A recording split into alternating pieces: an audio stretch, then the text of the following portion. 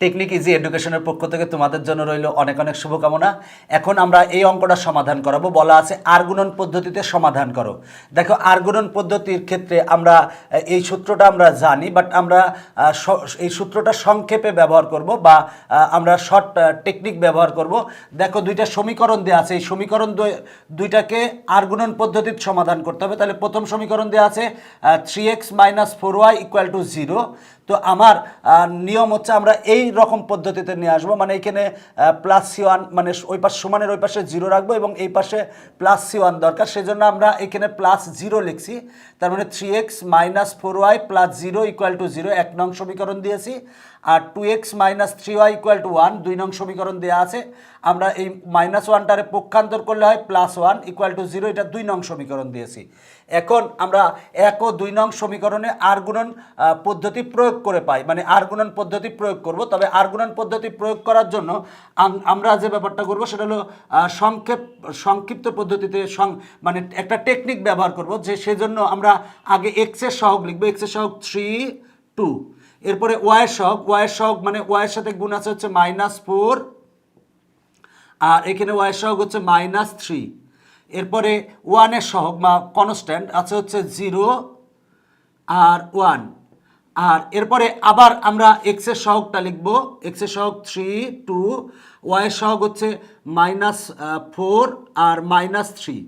এখন দেখো যে ব্যাপারটা আমরা প্রথমে লিখব হচ্ছে x বাই, তাহলে x ভাগ, যখন আমরা x লিখব তখন x এরটা বাদ দিতে হয়, x বাদ দিব, তার মানে এই 3 আর 2 বাদ।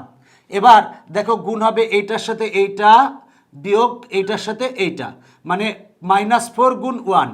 দেখো যে ব্যাপারটা সেটা হলো -4 গুণ 1। এবার সূত্রের মাইনাস, এই সূত্রের মাইনাস। এবার দেখো -3 গুণ 0, তার মানে -3 × 0। এবার যখন আমরা y নিব তখন দেখো যে ব্যাপারটা সেটা হলো যে 0 গুণ 2 -1 গুণ 3, মানে 0 গুণ 2 -1 গুণ 3, তার মানে 0 × 2 -1 × 3। দেখো 0 গুণ 2 -1 × 3। এবার আমরা যখন 1 নেব তখন 3 × -3, তাহলে 3 × -3, এবার সূত্রের মাইনাস।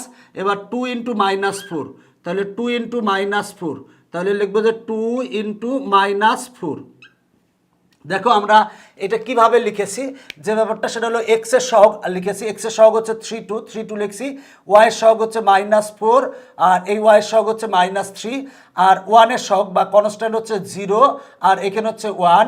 এরপরে 3 2 আবার লিখছি, x এর সহগটা আবার লিখছি, y এর সহগটা আবার লিখছি। যখন x লিখবো তখন x এরটা বাদ যায়, তাই আমরা প্রথমটা বাদ দিয়ে দিয়েছি। এরপরে x বাই হবে হচ্ছে এইটা গুণ এইটা বিয়োগ এইটা গুণ এইটা। আমরা y বাই লিখবো হচ্ছে এইটা গুণ এইটা বিয়োগ এইটা গুণ এইটা। 1 লিখলে হবে এইটা গুণ এইটা বিয়োগ এইটা গুণ এইটা। দেখো এটা খুবই সহজ একটা পদ্ধতি।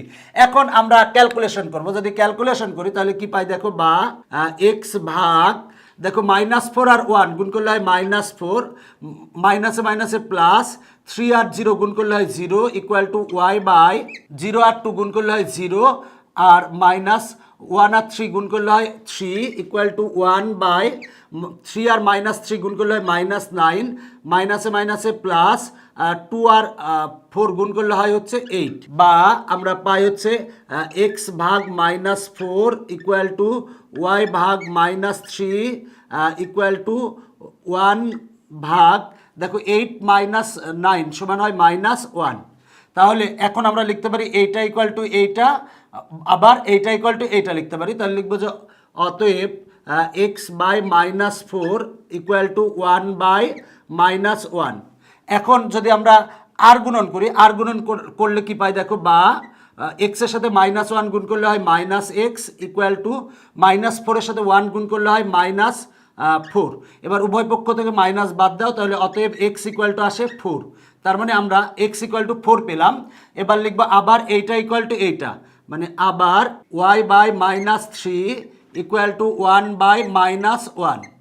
এখন আমরা যদি আর গুণন করি, আর গুণন করলে পাই হচ্ছে y এর সাথে -1 গুণ করলে হয় -y = -3 সাথে 1 গুণ করলে হয় -3।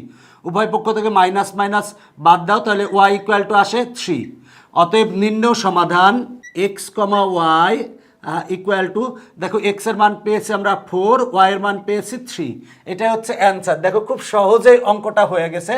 এই আর গুণন পদ্ধতিতে আমরা অঙ্কটা খুব সহজেই করতে পেরেছি। এবং যে ব্যাপারটা বলি তোমাদের, সেটা হলো যে তোমরা যখন এইচএসসিতে উঠবে তখন কিন্তু যে ব্যাপারটা, এই দুইটা সমীকরণ দেওয়া থাকবে, তো দুইটা সমীকরণকে সমাধান করার জন্য সবসময় দেখবা যে আর গুণন পদ্ধতি ইউজ করতেছো বেশি, কারণ আর গুণন পদ্ধতিতে সহজেই সমাধান করা যায়। তো আর গুণন পদ্ধতি ভালো করে জানলে তোমার জন্য পরবর্তীতে কাজে লাগবে।